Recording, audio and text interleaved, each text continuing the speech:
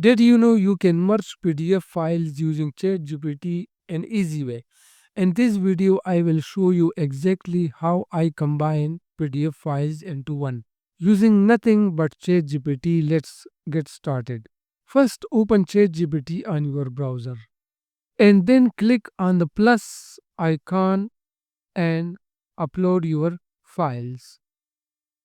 Here is I had two PDF files named Notes PDF 1 and Notes PDF 2. I simply uploaded them to the chat. Next, I give this simple instruction to ChatGPT. Please merge both PDFs in the same order and give me the final file. And hit enter.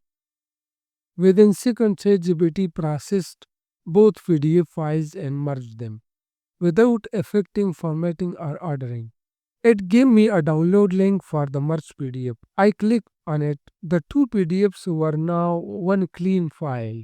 You see how easy it is to merge PDF file using ChatGPT. No third-party website, no software, just AI magic. If this helped you, don't forget to like and subscribe for more AI productivity tips. Thanks for watching.